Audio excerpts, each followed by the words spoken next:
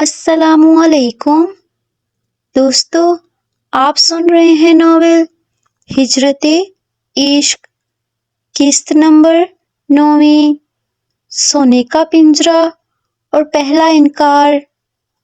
آئیے شروع کرتے ہیں۔ واٹسن ہاؤس مونٹریال کے سب سے مہنگے اور اشرفیہ علاقے میں واقع ایک بہت بڑا محل نما مینشن تھا، جہاں ہر چیز سے دولت کی چمک دمک عیاں تھی، مگر اس چمک میں رشتوں کی کوئی گرم جوشی نہیں تھی۔ جمعے کی شام آرتھر واٹسن کے شاندار اسٹڈی روم میں صرف لکڑی کے جلنے اور کلاک کی ٹک ٹک کی آواز گونج رہی تھی۔ آرتھر چمڑی کی بھاری کرسی پر بیٹھے سیگار کا کش لے رہے تھے، جبکہ ایتھن ان کے سامنے خاموش کھڑا تھا، اس کی مٹھیاں بھیجی ہوئی تھیں۔ میں نے بورڈ آف ڈائریکٹرز سے بات کر لی ہے، ڈینیل۔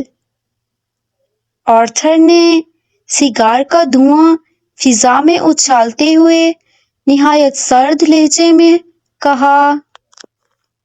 اگلے پیر سے تم سافٹ ویئر پروجیکٹ کے ہیڈ کے طور پر چارج سنبھال رہے ہو۔ یونیورسٹی کی کلاسز اب تمہارے لیے سیکنڈری ہونی چاہیے۔ آرتھر نے گہرا سانس لیا اور اپنے باپ کی آنکھوں میں دیکھا۔ اور اگر میں یہ چارج نہ سنبھالنا چاہوں تو؟ ڈیڈ، میں ابھی اپنی ماسٹرز کی پڑھائی مکمل کرنا چاہتا ہوں اور مجھے انٹرنیشنل پالیٹکس میں انٹرسٹ ہے۔ آرتھر کے چہرے پر ایک اکڑ مسکراہٹ ابھری۔ انٹرسٹ؟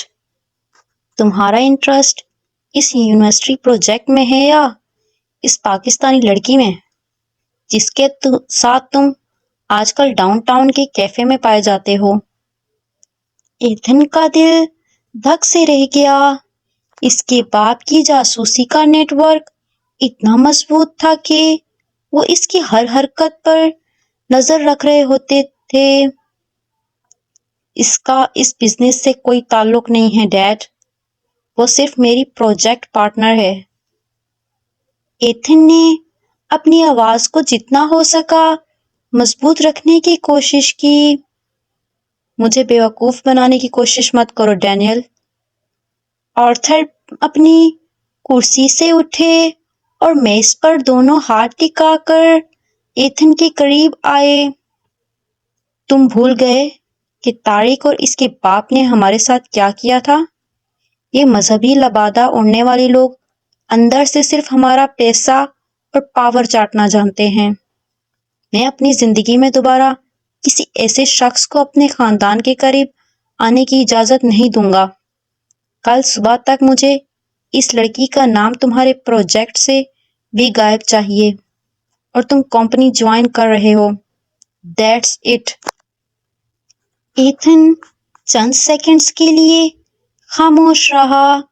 ماضی کا ایتھن شاید اپنے باپ کے سامنے اس دباؤ کے سامنے سر جھکا دیتا، کیونکہ اس کے پاس کوئی اور مقصد نہیں تھا۔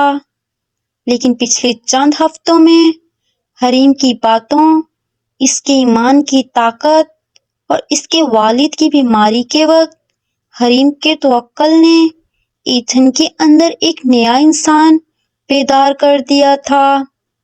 اسے سمجھ آ گیا تھا کہ زندگی صرف پیسے کی غلامی کا نام نہیں ہے۔ نو ڈیڈ۔ ایتھن کی آواز دھیمی لیکن چٹان کی طرح مضبوط تھی۔ میں یہ پروجیکٹ نہیں چھوڑوں گا، اور نہ ہی میں ابھی کمپنی جوائن کروں گا۔ میں طارق کے عمل کی سزا کسی بے قصور کو نہیں دے سکتا۔ ہر مسلمان طارق جیسا نہیں ہوتا۔ آرتھر واٹسن نے چونک کر اپنے اکلوتے بیٹے کو دیکھا۔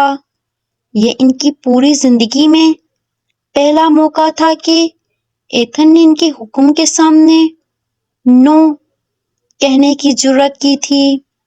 ڈینیل، تم اپنی حدیں بھول رہے ہو۔ آرتھر کی آنکھیں غصے سے پھٹ پڑیں۔ میں اپنی حدیں بھول نہیں رہا ڈیڈ، میں اپنی حدیں تلاش کر رہا ہوں۔ ایتھن نے اپنا کوٹ اٹھایا اور پیچھے مڑا۔ میں آج رات ہاسٹل جا رہا ہوں۔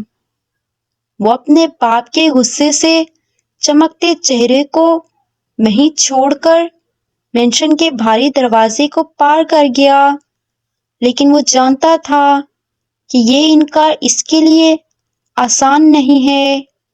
اس کے باپ نے اب تک اسے جو کچھ دیا تھا، مہنگی کار، بینک اکاؤنٹس، وہ سب ایک پل میں واپس لیے جا سکتے تھے، مگر ایتھن کو اس وقت اس کار یا پیسے کی فکر نہیں تھی۔ اس کے دل میں ایک عجیب سا سکون تھا، جیسے اس نے اپنی زندگی کا پہلا سچا فیصلہ کیا ہو۔ سفید برف پر خاموش قدم۔ ہفتے کی صبح یونیورسٹی کا کیمپس بالکل سنسان تھا۔ رات بھر ہونے والی برف باری کی وجہ سے ہر طرف دھند چھائی ہوئی تھی۔ حریم اپنے ہاتھ کوٹ کی جیبوں میں ڈالے، سر پر اسکارف مضبوطی سے باندھے، ہاسٹل کے پیچھے بنے چھوٹے سے پارک کے بینچ پر بیٹھی تھی۔ اس کے ہاتھ میں ایک کتاب تھی، لیکن اس کا دھیان کتاب میں بالکل نہیں تھا۔ وہ ایتھن کے لیے پریشان تھی۔ کیا میں یہاں بیٹھ سکتا ہوں؟ ایک جانی پہچانی آواز نے اس کی خیالات کا تسلسل توڑا۔ اس نے سر اٹھا کر دیکھا تو ایتھن سامنے کھڑا تھا۔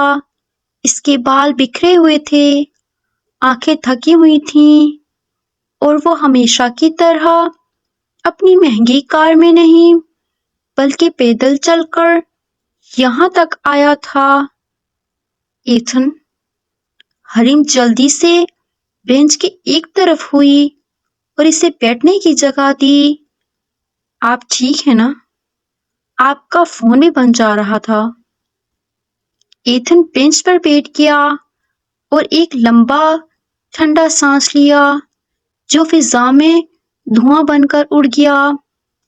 میں بالکل ٹھیک ہوں حریم۔ دراصل میں نے آج اپنے باپ کا وہ سونے کا پنجرا چھوڑ دیا ہے۔ حریم نے الجھن سے اسے دیکھا۔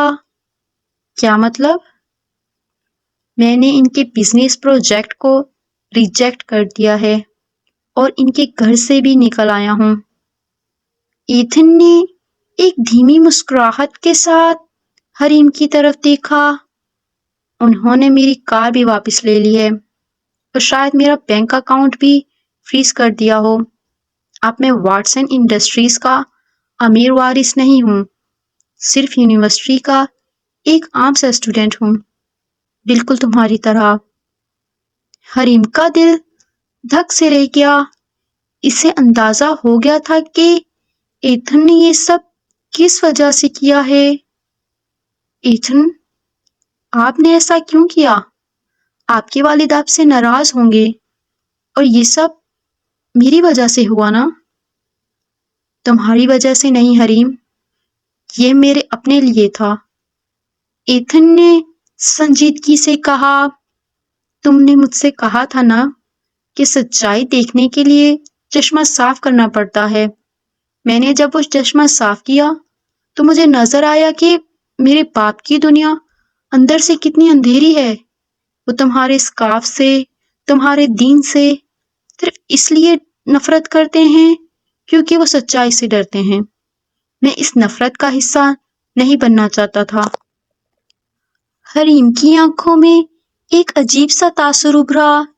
اسے ایتھن کی اس قربانی پر اندر سے ایک گہرا احترام محسوس ہوا۔ ایک ایسا لڑکا جو سچی محبت اور اپنائیت کے لیے اپنے باپ کی کروڑوں کی جائیداد کو ٹھکرا سکتا تھا، وہ اندر سے کتنا خالص تھا۔ لیکن اب آپ کہاں رہیں گے؟ اور آپ کے اخراجات؟ حریم نے فکر مندی سے کہا، میں نے یونیورسٹی کی کیفے میں پارٹ ٹائم جاب کے لیے اپلائی کیا ہے۔ اور ہاسٹل کا ایک چھوٹا سا کمرہ لے لیا ہے۔ ایتھن ہنس پڑا۔ پہلی بار مجھے محسوس ہو رہا ہے کہ میں زندگی خود بھی جی سکتا ہوں۔ حریم، کیا تم اب بھی میری پارٹنر رہو گی؟ اب تو میرے پاس وہ مہنگی پرفیوم اور کار بھی نہیں ہے۔ حریم کے لبوں پر لاہور کی مٹی جیسی دل نشین مسکراہٹ ابھری۔ اس نے اپنی کتاب بند کی اور نہایت وقار سے کہا، مسٹر ایتھن، لاہوری مٹی کے لوگ کار یا بینک بیلنس دیکھ کر رشتے نہیں نبھاتے، وہ انسان کا اخلاق اور اس کا سچ دیکھتے ہیں، اور آپ کا سچ آج ثابت ہو گیا ہے۔ دونوں کے درمیان ایک بار پھر وہی خوبصورت خاموشی چھا گئی۔ کینیڈا کی وہ شدید سردی اور دھند اب غائب محسوس ہو رہی تھی، کیونکہ ان کے دلوں کے اندر احترام اور پسندیدگی کی ایک بہت گرم اور سچی دھوپ نکل آئی تھی۔ مگر حریم یہ نہیں جانتی تھی کہ پاکستان میں اس کے اپنے گھر میں اس کے بڑے بھائی طلحہ نے کینیڈا آنے کا پورا پلان بنا لیا تھا، کیونکہ انہوں نے یونیورسٹی کے ویب سائٹ سے حریم اور ایتھن کے پروجیکٹ کی تصویر مل چکی تھی، اور ان کا غصہ اب ایک نیا طوفان کھڑا کرنے والا تھا۔ یہ تھی ناول ہجرت عشق کی 9ویں قسط۔ اب اگلی قسط میں طلحہ بھائی کی کینیڈا آمد اور حریم کی زندگی کا سب سے بڑا خاندانی ٹکراؤ شروع ہوگا۔ ملتے ہیں ہجرت عشق کی 10ویں قسط میں۔ اللہ حافظ۔